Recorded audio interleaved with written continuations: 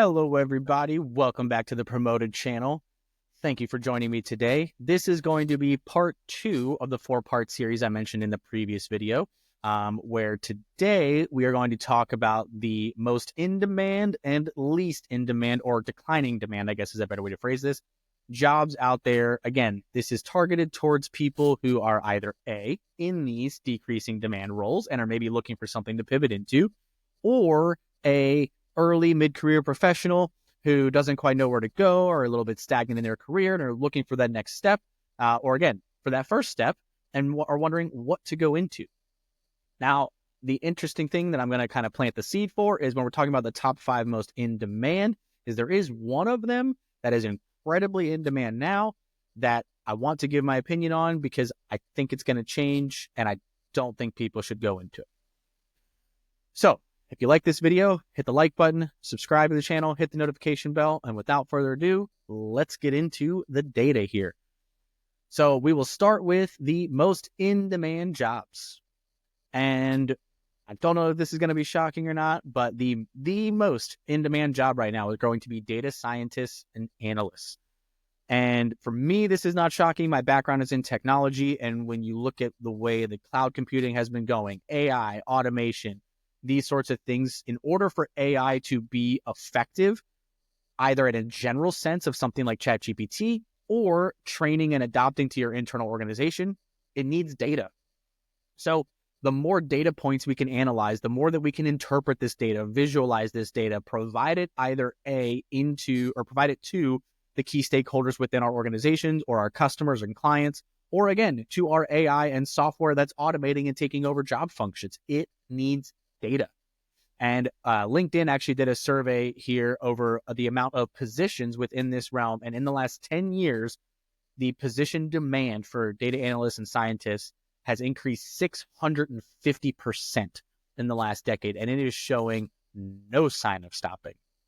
So this can either be a formal degree program, it can be certification programs, but like I said, whether it is learning the data analyst and scientist side of the equation for educating software or educating people, either way, businesses are valuing even more than they ever have before data points to make educated and effective decisions, because we are in such an age of technological innovation that having accurate data, accurate interpretation, and easy to interpret data is just the key competition and competitive maker and competitive difference in a lot of markets as it is today. So this is a phenomenal career path to choose.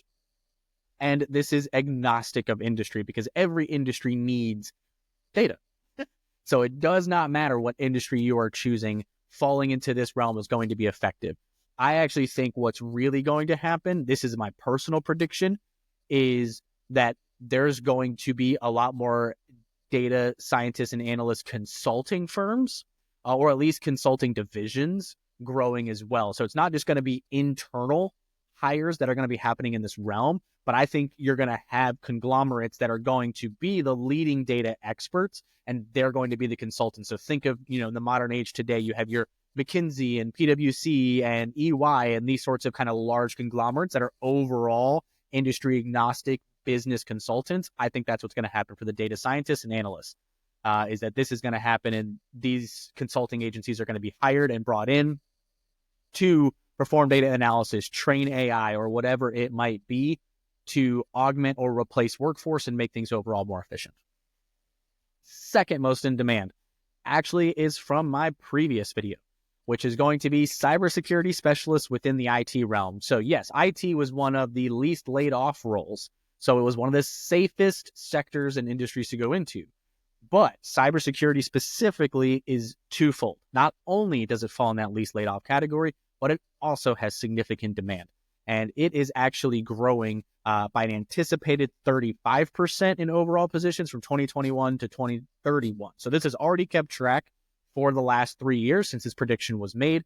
There's no sign of it stopping, especially even more so with AI and digital transformation, because as technology grows in scope and especially even replacing people, the security of that information is even more crucial. This is probably the biggest sticking point with AI adoption, is companies are weary of training AI on their data or feeding it its internal proprietary data, because that is housed somewhere else. It is given to another company. It puts it at risk in a way that it wasn't before. And so the overall information technology and cybersecurity realm is becoming more and more crucial. It is one-to-one with the overall digital transformation efforts. And this prediction of the 35% growth is coming from the Bureau of Labor Statistics of the U.S. government. So it is on track, it is continuing to grow, and is showing no signs of shortage, and I don't think it ever will, at least until maybe AI becomes the best cybersecurity there is, which I think would be an interesting paradox, if you will, of having AI secure itself. But getting into the next most in demand, also from my previous video on one of the most safe roles out there, again, least laid off, is going to be healthcare professionals. And specifically, we're talking here about nurse practitioners. So while from the least layoff perspective, I included physicians and the admin side, the demand side is on the nurse practitioner. So this is a sort of like the cybersecurity with a niche within a niche. This is the way to go from, if you want to be both protected from layoffs and you want to be in demand, go the nurse practitioner route. And sort of what I was saying before, where there's just been a significant labor shortage and they're trying to catch up, they are predicting that not only will they catch up, but they will increase by an additional 40% on top of that by 2031. And this is coming from the Bureau of Labor Statistics again. And again, I think that these types of roles are going to be much harder and more delayed in the impact of the digital transformation and AI age, because it's not just AI, but it is going to be robotics as well. Like having people at bedside, having the technicians that are performing particular procedures or scans or examinations, that these things are going to require the human element for some time. And so while AI is starting to fill some of these gaps and maybe augment these positions or even augment the populace, like I know I've used it for different supplementation things and, consolidating data and interpreting it for me. It's a long ways off from overall replacing people. I think it's going to be an augmentation for quite some time before it becomes a replacement. So healthcare professionals are not only safe, but specifically nurse practitioners are also in high demand with significant growth over the next 7 years.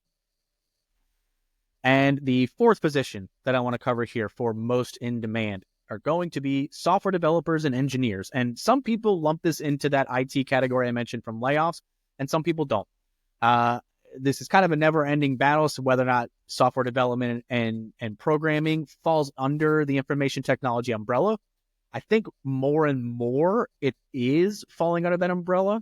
And I think that's because of the overall technology side augmenting the entire workforce here, where traditional IT was a lot more about the infrastructure of technology. So the things that applications run on, and also the end users themselves. So like you using Microsoft Word, that's where IT fell, was the infrastructure and the end user side.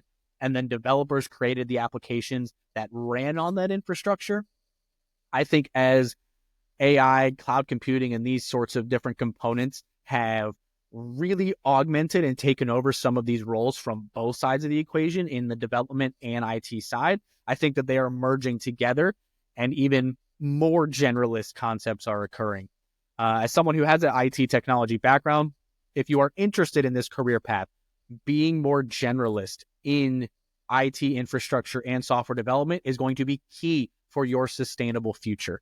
If you look at the history of IT, it was hyper generalist in its original founding in the late 90s, early 2000s. Then people realized it needed to be hyper niche, and you really specialize in a particular realm of software development or IT infrastructure. For the last 7-8 years or so, like I said, really since cloud computing, and then now you have AI and automation, that generalist concept is coming back, but I think it's going to swing even farther than the original generalist concept, where the generalist before was you were maybe a generalist developer and a generalist IT. Now you're going to be generalist technology, which is doing both software development and infrastructure management, with leveraging technology to bring these two together and augment yourself to be able to do both roles efficiently. And so here, the demand is expected to not be as significant as the cybersecurity or nurse practitioner realm, but it is expected to grow by 25% over the next 7 years by 2031, according to the BLS. So this is one that, again, is going to have significant demand increase. And when you look at what's driving it, it is because of the technology and digital transformation age that we're going through here, is that this is being done by software, by applications, and by programming. So that's why this is in demand, is without these people, this transition can't entirely occur or can't continue to evolve. So they're kind of one and the same. So it's not shocking to me that what's driving this innovation in terms of layoffs and different in-demand jobs and really societal change at a fundamental level, the position that's doing that in software developers and engineers are obviously going to have a higher demand as this were to occur as well. And so the last one, this is the one that right now is predicted for significant growth, but I think is going to change.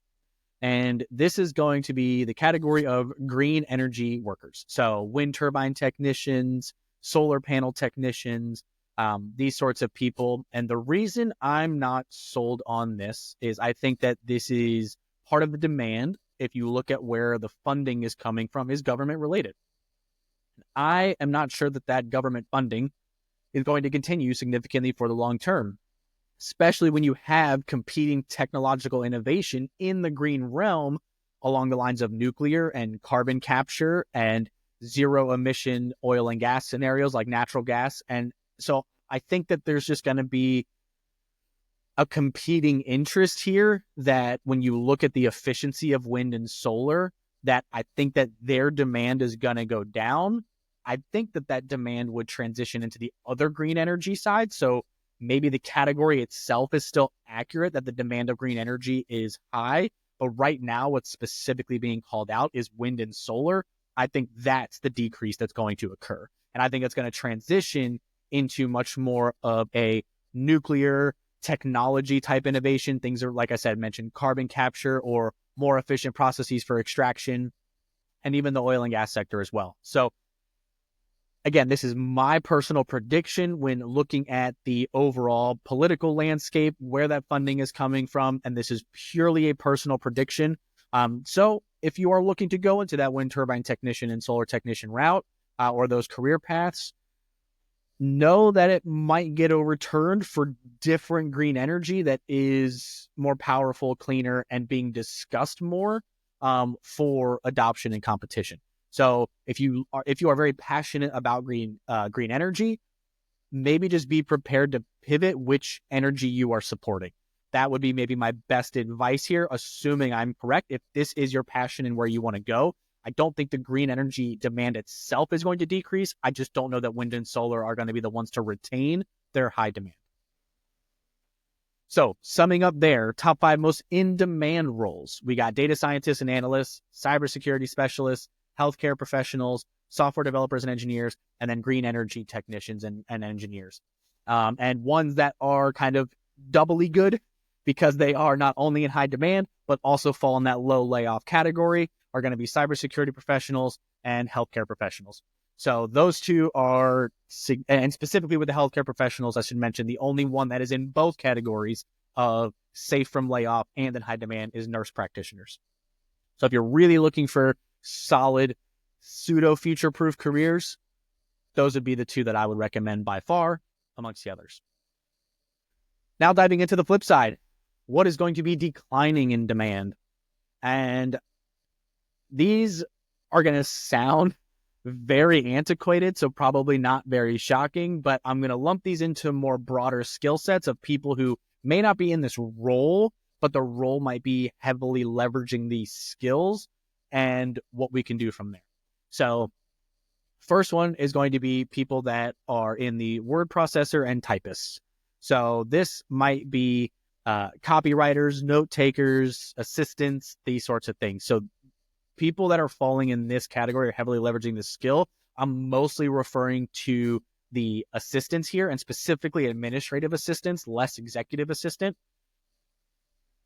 This skill is just being done automatically. I mean, you take something like meeting notes, for instance, or meeting summaries or action items. This is being done by Copilot on the Microsoft side. It's being done by AI bots in terms of Agentforce or Zoom or even Ring Central telephony type companies, to where they can automatically provide AI suggestion summaries, notes, etc. on conversations and phone calls that are had. And when you're talking, maybe scanning and typing and interpreting documents, AI can now take uploads. It can now interpret those. It can now copy those word for word. It can put them in different file formats. There's just a lot that is in that general administrative assistant type of realm that is just being replaced by technology in one way, shape, or form, to where the executive or the person that the assistant is to, it might take them equivalent or more time in order to get a human being to do this particular thing versus just uploading it to a piece of software, putting the information into a piece of software and having it being taken care of. So anything that's heavily dependent on this, I would say don't go into this career path. So not even necessarily don't look at the title of word processor, but look at roles. Like I said, administrative assistants, I think, are the biggest one. You could bleed this into something like an office manager. Office managers typically are doing a lot more in terms of supply management and coordination and things like that, but there's also usually a lot of assistant-like duties. So anything that's heavily dependent on this, I would say, is not an ideal career path. The next one is going to be a broad stroke as well, but telephone operators. And this one, I'm really going to stretch more to piggybacking off of my previous video of the most laid off roles of customer service representative. And in general, people who are in call centers, call-oriented sales, and customer service, these things are being automated and taken care of by AI in the foreseeable future. Like I said, one example that's super prominent is Salesforce, the largest CRM out there. Their Agentforce solution, which is their AI bots, are adding voice support as of February. You have other companies like Ada that are out there as well, which are already doing it. And when you just look at some of the testimonials of upwards of 80% of not having to have 80% reduction in calls that humans have to take, anyone's job that is dependent on phone call oriented scenarios is just on the chopping block in the next 12, 18, maybe 24 months, depending on how long it takes to really adopt and refine the technology itself. So again, don't focus on the title here of telephone operator, but more look at call center representatives, sales representatives for call centers, customer service representative, these sorts of people. AI and technology are just going to replace, and it's a matter of time. I would argue it's a when, not an if. And I think a lot of people are predicting the next 18 months or less. So do not choose a career path oriented around this. The next one is actually kind of surprising to me, but kind of not at the same time, which is data entry. And so this is one that if we go back to the previous one of the safest positions is going to be, or sorry, not one of the previous videos. This video, one of the most in-demand positions is data scientists and data analysts. Well, you have to ask yourself, where are they getting their data from? And historically, a lot of this data might have been being input into a system or a database or something by a human being. So that was your way or your entry into a data-oriented career, is you were the one putting in the data. And then you would maybe be mentored or coached or help to interpret the data or provide your own interpretations. Well, this entry-level position is virtually being eliminated because, again, it could be done through scanning. It could be done through AI interpretation and automation. And a lot of times now, it's the data interpretation is happening by aggregating software applications themselves. So you might have a CRM, or you might have a marketing software. You might have a VoIP, phone call software. And that what the data scientists and analysts are doing are integrating this data to make decisions. So because it's now software and applications that are providing the data and it's no longer being input by a human being, this is where you're, kind of losing that role or that entry into a data career in data entry. So this is something that is on the decline now.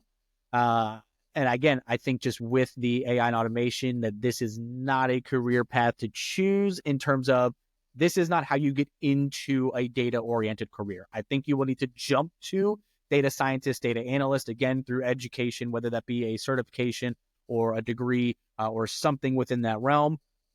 You're going to have to, the current entry-level position is being eliminated, and you're going to have to jump a level in order to get into that. So I've known a lot of people in the last couple of years that, just went out and got a Coursera or a Udemy certification in data entry and put themselves out there and got into a role. I don't think that's going to be what you do anymore. I think you need to look at the data scientist and analyst specific credentials in order to get into that line of work and that career path. Similar to the telephone operator, so I'm not going to spend much time on this one. I just didn't lump this into that category, is going to be the telemarketer side. So if these people that are making these phone calls, again, this is just going to be replaced by AI and automation. And it's going to be harder and harder for us to tell. So I think that this is just going to be a medium where people are going to die in terms of this is no longer going to be an in-demand position. I'm not going to sit there and repeat the overall technology of the telephone operators, but this is a title to include in that category of call center technician or call center representative, sales call center representative, customer service representative, etc. If you're in the telemarketing realm, do not use that as your jumping off point. And the last one is going to be, if you are in the public sector, you at least have a little bit of life left, but we're talking file clerks.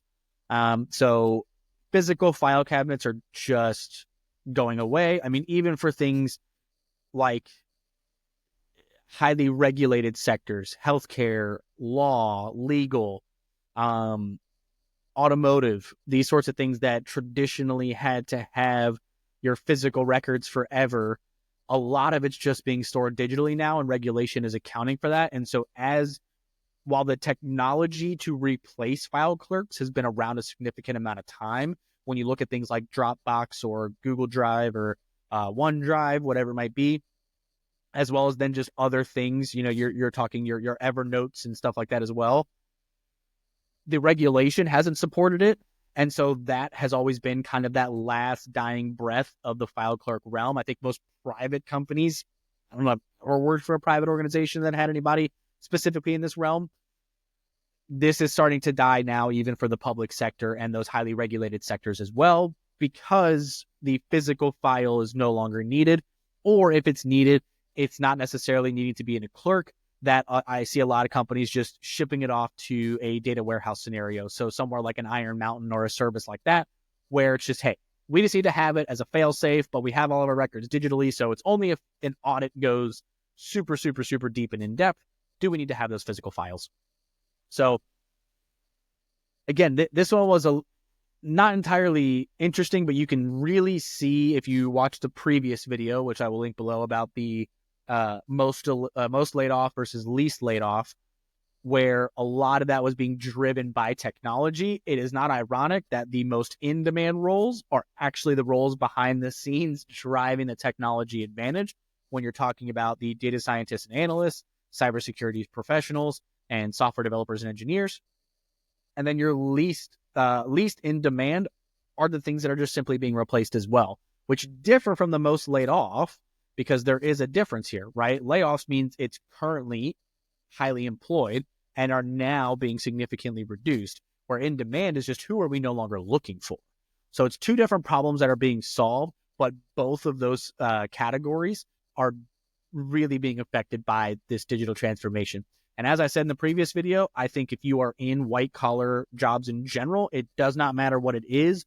You need to be adaptable and flexible in terms of learning how to use this technology to augment your role, preparing to redefine your role, or looking for an entirely new role in general, in terms of doing a full-blown career shift into something else that leverages this and that is created by this type of technology.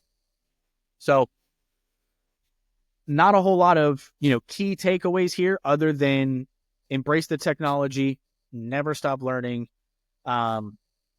and do your best to future-proof yourself, because as you can see, the demand is significantly being driven by what are the behind-the-scenes roles of this technology. Now, the true forward-thinking thing here, which I might do a video on in general or separately in the future, if you guys want this type of video, let me know below. But I think there's going to be a lot of unknown positions that are going to come out of this technological innovation. So when you're talking specifically even in the robotics realm, that's going to be the new automotive technician type of scenario. You're going to need technicians to maintain the robots, to do the regularly scheduled maintenance, to replace parts, these sorts of things. That's just kind of one easy example there that I think a lot of this technological innovation is also going to drive a lot of unforeseen careers that people haven't thought of traditionally and that there is no education path for at the moment. So learning adjacent type of skills, I think, is going to be key as well to your adaptability. So if you are somebody who might be an automotive technician, then maybe you focus a little bit more on maybe the electric cars, because that's going to be similar to what a robot is going to be like to some degree. I mean, it's just at the end of the day, an electric car is kind of a purpose-built robot, especially with the day and age right now of self-driving and things like that is kind of coming to fruition. So again, let me know down in the comments if you want that type of video, but this isn't something to be scared of. Like I said, you either need to be prepared for a pivot, prepared for a career redefinition, learn to augment yourself. And it's not shocking that the most in-demand stuff is driven by the positions that are driving the technological innovation. So if you like this video, hit the like button, hit the notification bell, subscribe to the channel. And if you have any questions, comments, concerns, anything, leave them down below, and I will respond to every single comment that is left. I appreciate your time today. Until next time.